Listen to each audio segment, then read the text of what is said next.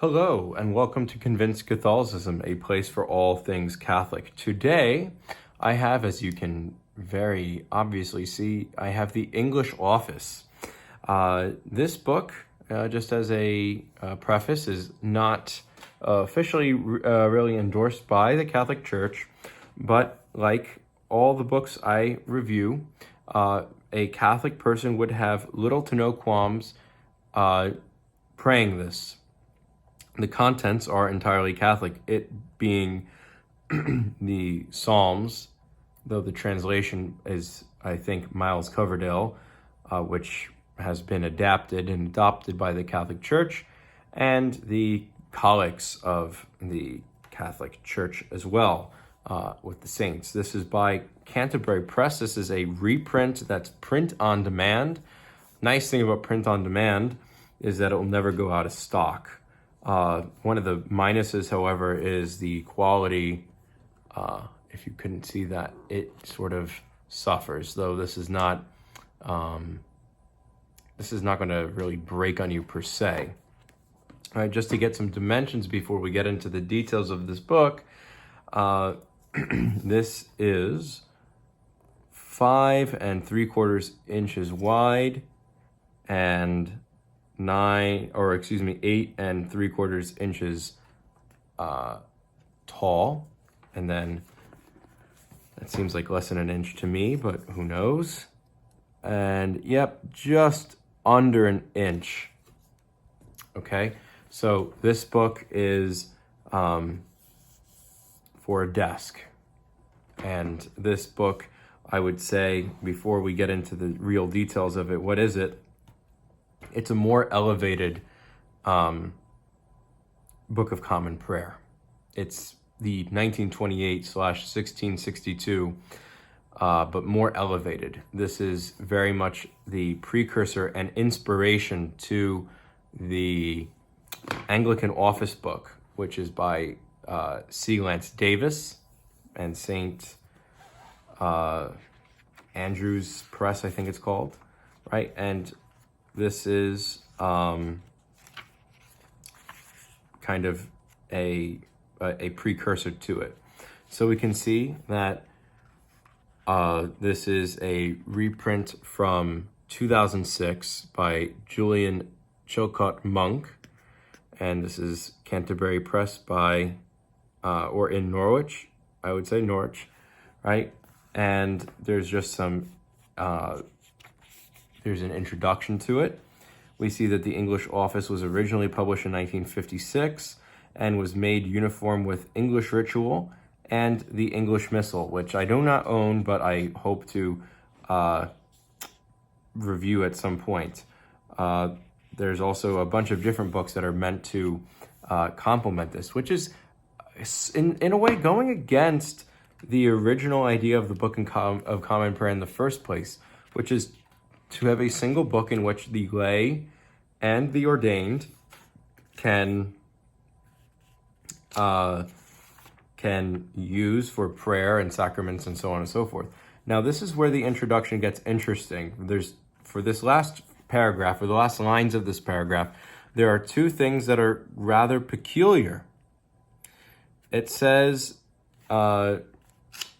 so I'll start it from the beginning. Up to a point, the editors and compilers of the English Office envisaged the use of the revised lectionary. Nevertheless, the Order for the Eucharist, etc., published annually by Canterbury Press for Tufton Books, will provide all necessary information for proper recitation of the office throughout the year, even though some of the saints' days will have to be searched for, because the calendar used in the English office, of course, predates the modifications made after Vatican II.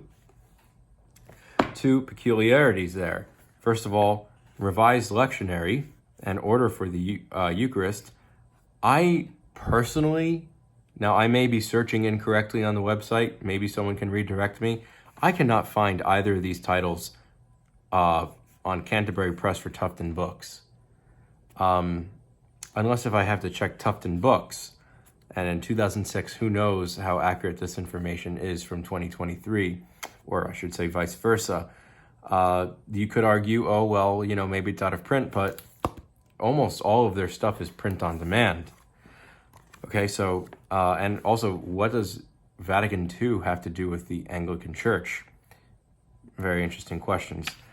So we have the calendar, order of divine service, proper of seasons, proper of saints, common of saints, office of the dead, litany, order of commending a soul, very Catholic in that fact, itinerary, praise before and after Mass, appendix, antiphons to the Psalms, and the Psalter, right? Okay, so let's go through it. And by the way, no ribbons, right? And I'm not really expecting ribbons from a reprint to be looked at for study, or a print-on-demand book for that matter, but you could always add book darts and tassels and things like that. I think it would be fairly easy to add ribbons given the space between the pages and the cover. So if we look through, we can see this is the calendar. You'll see that it's much more filled out than the Book of Common Prayer, and that's why this book was created for Anglican priests who adopted ritualism in the late 1800s, who wanted more daily masses and more feast days rather than just the 12 apostles and some feasts having to do with Christ. There's quite a few saints here. So the order of divine service, you'll see here that the sentences and the opening have to do more with the 1662, it being the English office. And this is kept separate because this is, I guess you could say, the shared opening for both Matins and Evensong, or Matins and Vespers, or whatever you want to call it. We can see the absolution and so on and so forth. And then we have Matins right here, the order of Matins. And if you are not familiar with how this works, we can see here that you do the red, say the black. So, O Lord, open thou our lips, so on and so forth. And then the inviatory psalm, and then you can see how it works out with the inviatory. Then you will, and then notice something here. This is where the confusion happens even further with the readings. Then shall be said the psalms with their antiphons as appointed. Then shall be read the first lesson. Now you saw the table of context, or contents, excuse me, and you saw that the last thing in this book is Psalms.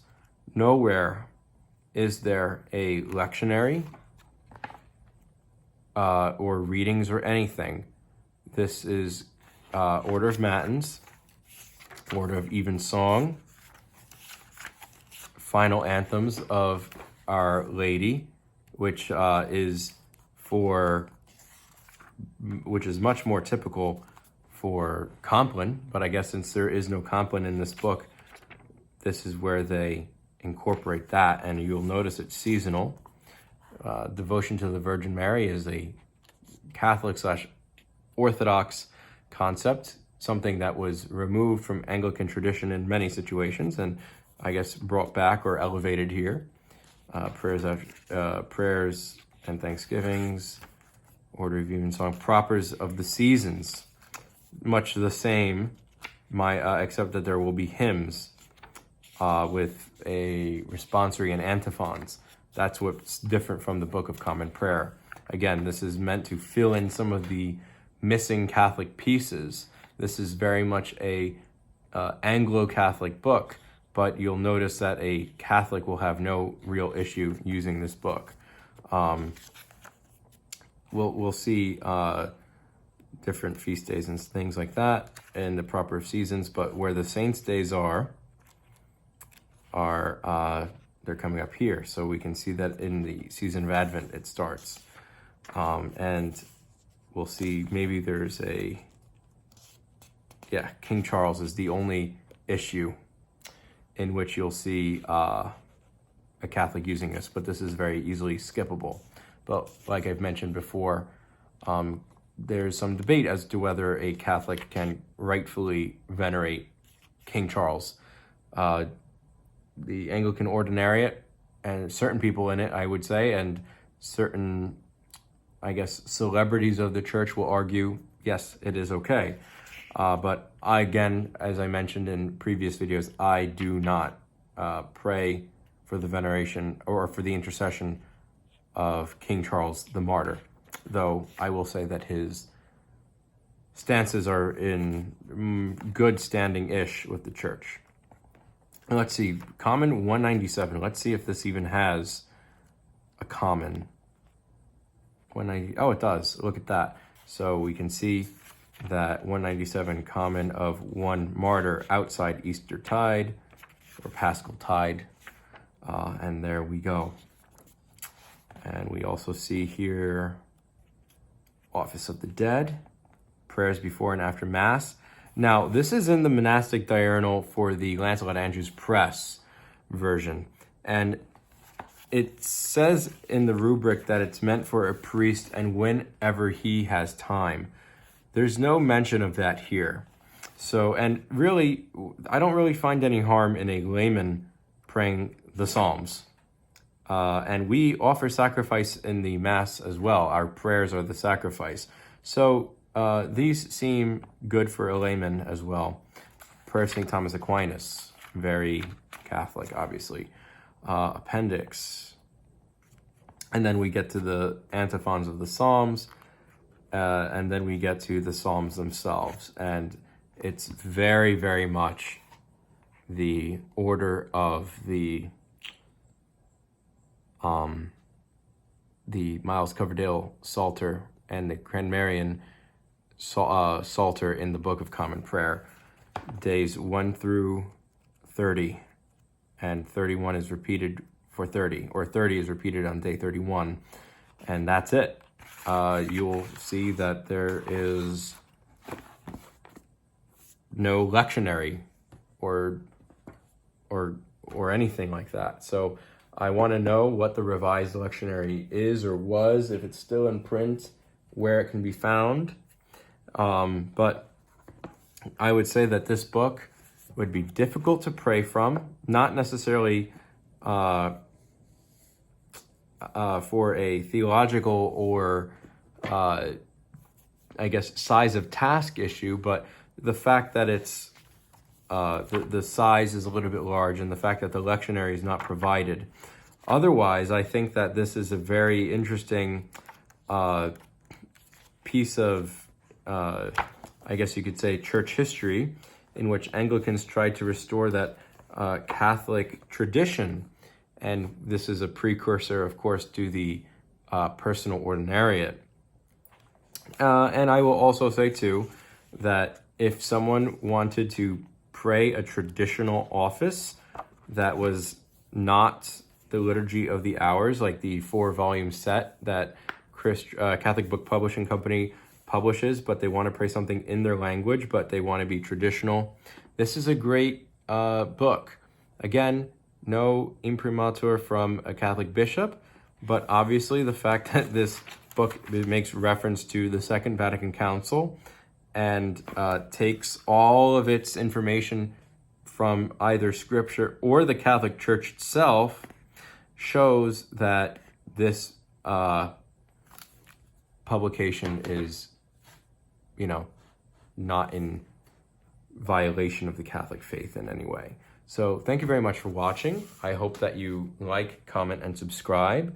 And if you feel so inclined, please become a channel member, in which you can support the show monthly, and you get a lot of exclusives, such as Sunday evening prayer 1, a order for prayer, as well as the possibility of an interview/testimonial video by you. So thank you very much, and God bless.